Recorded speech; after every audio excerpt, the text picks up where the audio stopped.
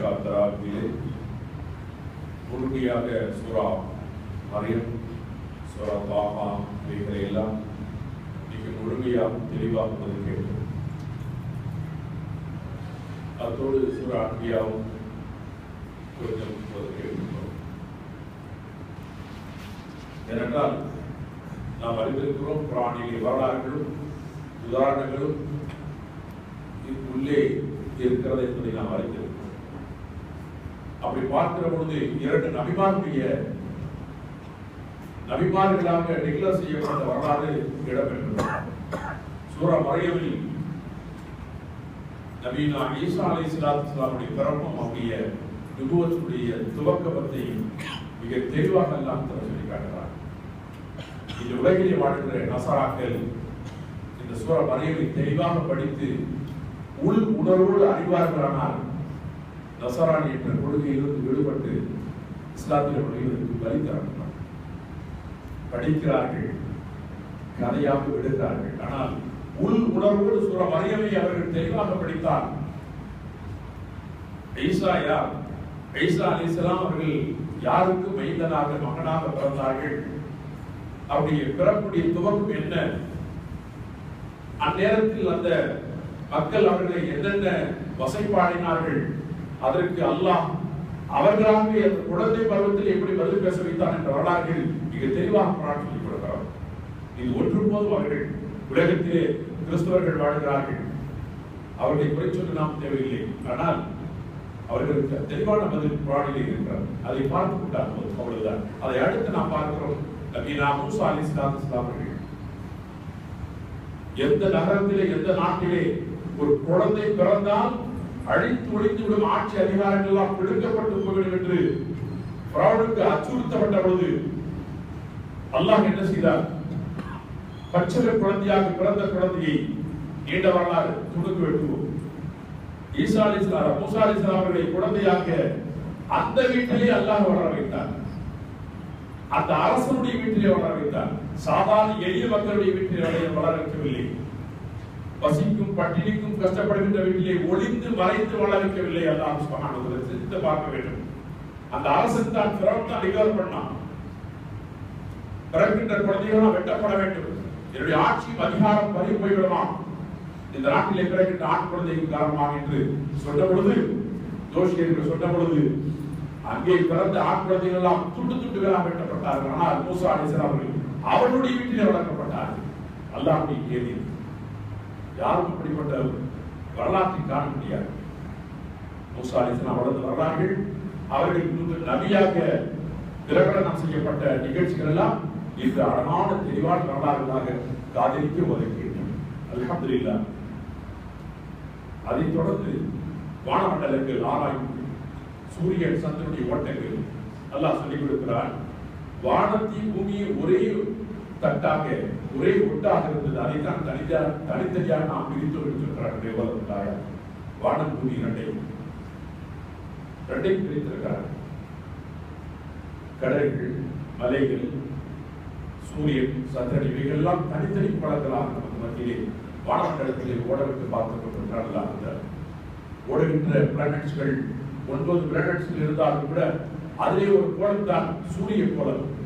சந்திரன், பூமி, புதன், Neptune, Uranus என்ற கோள்கள் எல்லாம் வானமண்டலத்திலே சுற்றி கொண்டிருக்கின்றன. அந்த சூரியனுடைய வெளிச்சத்தின் மூலமாக பகல் பொழுதும் சூரியனிலிருந்து ரிஃப்ளெக்ஷன் ஏற்பட்டு அந்த சந்திரனுடைய வெளிச்சம் இரவு பொழுதில் நாம் அனுபவித்துக் கொண்டிருக்கிறோம். அல்ஹம்துலில்லாஹ். இப்படிப்பட்ட அழகான வாழ்க்கையை தந்தவையே இன்றைய ஓதக்கட்ட ஆயாத்தில் மிக சுருக்கமாக சொல்லிக் கொடுக்கிறார் அல்லாஹ். இதுவெல்லாம் இருக்க ஒரே ஒரு அறிவுரையை இன்று நாம் எடுத்துக்கொள்ள வேண்டும். அல்லாஹ் சொல்கிறார், நபியே, இந்த உலகத்துடைய அழகான வாழ்க்கை சிலருக்கு வழங்கப்பட்டிருக்கிறது. சஹரத் ஹயாத் துன்யா என்று சொன்னால் உலகத்துடைய அலங்கார வாழ்க்கை. அலங்கார வாழ்க்கை என்று சொன்னால் நாம் நினைத்துக் கொண்டிருக்கிறோம் பணம் மட்டும் என்று நினைத்துக் கொண்டிருக்கிறோம். பணம் காசு வழங்கப்பட்டவர்கள் அலங்கார வாழ்க்கையை வாழ்ந்து கொண்டிருக்கிறார்கள் என்று எண்ணிக் கொண்டிருக்கிறோம். அது முற்றிலும் தவறான வாழ்க்கை, தவறான செய்தி. பணம் மட்டுமே ஒருவருடைய வாழ்க்கையை மகிழ்ச்சிகரமான வாழ்க்கையாக, திருப்திகரமான வாழ்க்கையாக வழங்காது. வாழ்க்கைக்கு அது ஒரு கருவியாக இருக்கும், அது உதவியாக இருக்கும். அது நாம் முதன்முறையாக புரிந்து கொள்ள வேண்டும். பணம் வந்து வாழ்க்கைக்கு ஒரு கருவி. வாழ்க்கைக்கு அல்லாஹ் சொல்லிக் கொடுக்கிறான், வலா தமுத்தன் ஐனைக இலாமா மத்தஅனா. யாருக்கு அழகான வாழ்க்கை, சுகமான வாழ்க்கை வழங்கப்பட்டிருக்கிறது என்பதை நபி நீ அந்த பக்கம் பார்க்காத. ரசூலை பார்த்து சொன்னாலும் நமக்குள்ள பாடம், அவர்களை பார்த்து சொன்னாலும் நமக்கு சொல்லுகின்ற பாடம். என்ன சொல்கிறான்? உலகத்துக்கு அலங்கார வாழ்க்கை. அலங்கார வாழ்க்கை என்று சொன்னால் சிலருக்கு பதவிகள் வழங்கப்பட்டிருக்கிறார், சிலருக்கு பணங்கள், அதிகமான பண வசதிகள் வழங்கப்பட்டிருக்கலாம், சிலருக்கு அதிகமான மக்கள் செல்வம் வழங்கப்பட்டிருக்கலாம். மக்கள் செல்வம் வச்சு என்ன செய்ய கேட்பது? 10 பிள்ளைக்கு பசங்க இருந்தா 10 பேர் படிக்க வச்சிருவாங்க, பட்டதாரிகளா மாத்திடுவாங்க. சொல்லுவாங்க 10 பேரும் பணக்காரன் ஆக்கிட்டாங்க. அந்த 10 பேர் வச்சுட்டு சொல்லுவாங்க, ஒருத்தர் டாக்டர், ஒருத்தர் இன்ஜினியர், ஒருத்தர் லாயர், ஒருத்தர் ஆர்கிடெக்ட், ஒருத்தர் துப்பம் இருக்கிறான். அதில் ஒருத்தர் இருப்பான், 10 பேர் ஒருத்தர் இருப்பான். அத்தாவை அம்மா பேர் எடுத்து ஒருத்தர் இருப்பாங்க. ஒடிச்சுக்குவான், நம்பர் 7 வருது, நான் இருக்கேன்னு சொல்லாது அப்படி சொல்லக்கூடிய ஒருத்தர் 10 பேர் ஒருத்தர் இருப்பான். பாக்கி 9 பேர் என்ன செய்வார்கள்? மிக பிரசித்தி பெற்றவர்களாக பிரதமர் வீட்டில் செக்ரட்டரியாக இருக்கிறவங்க, இந்த இடத்துல டீச்சரா இருக்கணும், இந்த இடத்துல ப்ரொஃபஸரா இருக்கிறார் சொல்லி பணக்காரர்கள் பணத்தை வைத்து எப்படி பெருமை கொள்கிறார்களோ, தன்னுடைய மக்களின் செல்களை வைத்து பெருமை கொள்கிறோம் இருக்கிறார்கள், பதவியை வைத்து பெருமை கொள்கிறோம் இருக்கிறார்கள். நான் யாரும் தெரியுமா, இந்த குடும்பத்தில் பிறந்த என்று சொல்லி பெருமை பெறுவோம் இருக்கிறார்கள். ஆனால் இவைகள் எல்லாம் உலகத்துக்கு அலங்காரங்கள். ரசூலுல்லாஹி ஸல்லல்லாஹு அலைஹி வஸல்லம் சொல்லுகிற செய்தியை நமக்கு சொல்கிறார். அப்படிப்பட்ட வாழ்க்கையை நீங்கள் பார்த்து ஆச்சரியப்பட வேண்டாம். அழகாக சொல்கிறார். அந்த பக்கம் பார்க்க தமுத்தல் மத்த என்று சொன்னால் நீட்டுதல் இல்ல, இந்த இடத்துல தமுத்தல் என்று சொன்னால் பாவை அந்த இடத்துல நீட்டாதீங்க, அங்க போய் பார்க்காதீங்க. ஏன் தெரியுமா? பின்னால் அவனே சொல்லுகிறான், அதன் மூலமாக அவர்களை சோதிப்பதற்காக வேண்டி கொடுத்திருக்கிறேன். அவனை பதில் சொல்றான், அவர் பரீட்சை பண்றதுக்காக கொடுத்திருக்கிறேன். அவர்கள் எல்லாம் ஒழுங்காக நடத்துகிறார்களா? கொடுத்த செல்வத்தை, கொடுத்த பதவி அவர்கள் ஒழுங்காக நடத்துகிறார்களா? தன்னுடைய குழந்தை செல்வங்களை அழகாக வளர்த்து பட்டதாரியை ஆக்குவதோடு மட்டுமில்லாமல் அல்லாஹ்வுக்கு ரசூலுக்கு கட்டுப்பட்ட மக்களாக வளர்த்திருக்கிறார்களா என்று அவர்கள் பரிச்சார்த்தம் செய்வதற்காக வழங்க இருக்கிறேன். அழகாக சொல்லிக் கொடுக்கிறார். ஆனால் சொல்லிவிட்டு அழகாக பின்னால் முடிகிறார், நபியே உனக்கு சிறந்த இருப்பிடமும் அழகான வசதிமிக்க ரிஸ்க்கும் மறுவுலகத்தில் இருக்கிறது. இது அல்ல என்று அல்லாஹ் தஆலா ரசூலை, நமது ரசூலை பார்த்து சொன்ன செய்தி, நமக்கு சொன்ன செய்தி.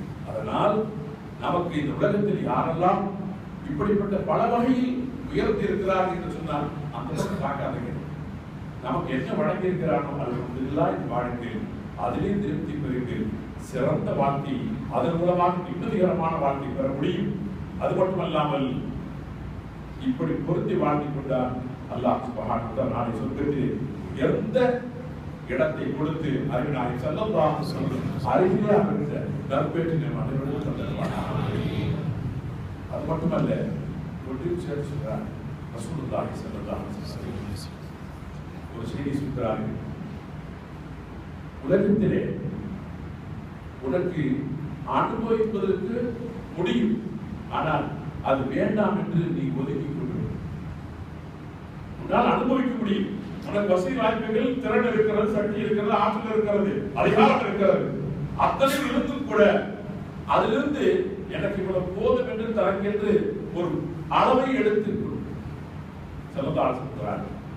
உனக்கு ஆற்றலும் சக்தியும் இருந்து கூட உனக்கு இது போதும் என்று எடுத்துக்கள். அப்படி இருக்கிற பொழுது நாளை என்று நீ சேர்த்து வைக்க வேண்டாம்.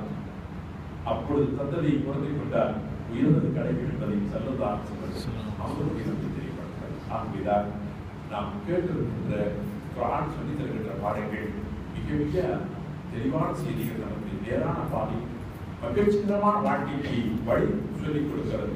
அந்த வழியை நாம் இருக்குமாக அல்லாஹ் சுப்ஹானஹு வ தஆலா அதற்கு தௌஃபீக்